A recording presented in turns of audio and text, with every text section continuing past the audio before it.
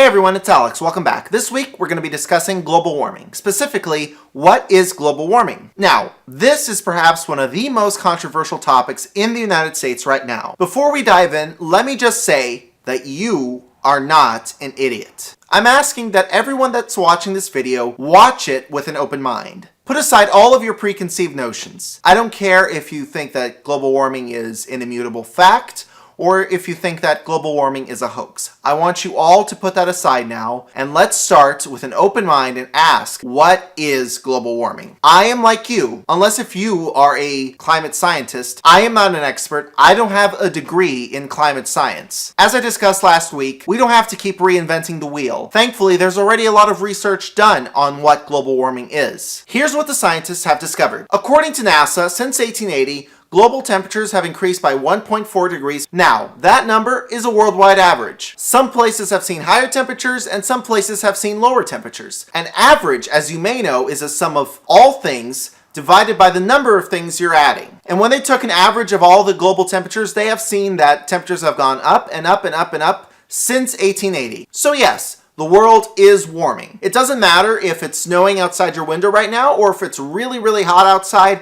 and you need to flip on the air conditioning.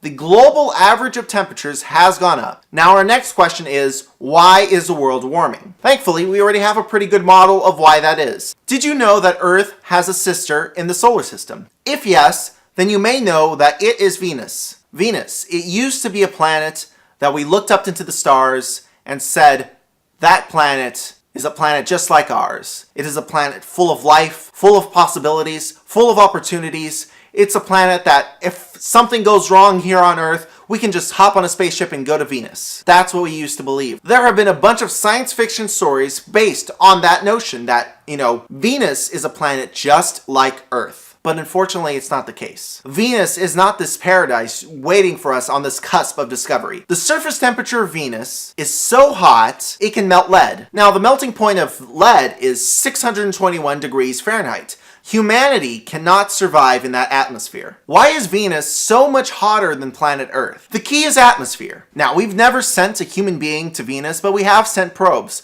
We have a pretty good understanding of what their atmosphere is like. Compared to Earth, they have a lot more carbon dioxide. What does carbon dioxide do? Here's what the sun does. It ejects heat in the form of sunlight to a planet. The heat and sunlight bounce off the Earth back into space. A planet with atmosphere can hold that heat in better. Something without atmosphere, like the moon, just bounces off the heat and the heat is gone forever. Now, what carbon dioxide and other greenhouse gases do is that when the heat is bounced off, it is captured by those gases. This in turn warms our planet. As you can imagine, the more carbon dioxide we have, the warmer our planet is going to be. The more carbon dioxide there's going to be to capture heat. Greater carbon dioxide, therefore, equals more heat. With more carbon dioxide equaling more heat, the next question is, where does carbon dioxide come from? There are a lot of sources to explain right now our increased carbon dioxide production. And yes, we have been producing more and more carbon dioxide as the years go on. According to NASA, we're creating more and more carbon dioxide each year through deforestation and through the burning of fossil fuels. Now, when you drive a car or when you have a factory, you are expelling carbon dioxide in the creation of energy. This carbon dioxide will then go up to the atmosphere and it will stay there.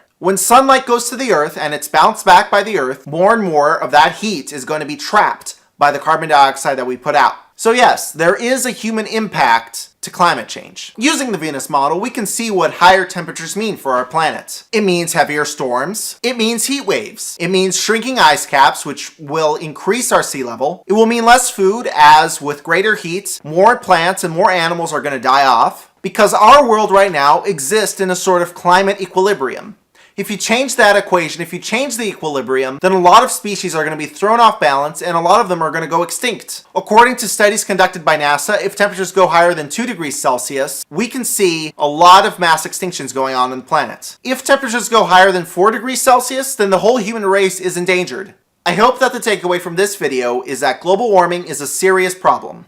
This is like the movie Armageddon, the one with Bruce Willis and the asteroid. Global warming is the most serious challenge facing our world. We can all see the asteroid hurtling towards us, but instead of sending Bruce Willis or his crack team of action heroes to fix the problem, we're sitting around debating whether or not asteroids are real. Now, as in the movie, this isn't a debate that we can leave for when the asteroid finally hits. We can't go, Oh yeah, that's right, that was an asteroid that just killed everyone on planet Earth. Next week, I'm going to be discussing why people think global warming is a hoax, as well as what we can do to prevent it from becoming a true issue. Thank you so much for watching. Be sure to give this video a thumbs up, comment, and subscribe. I'll see you guys next week.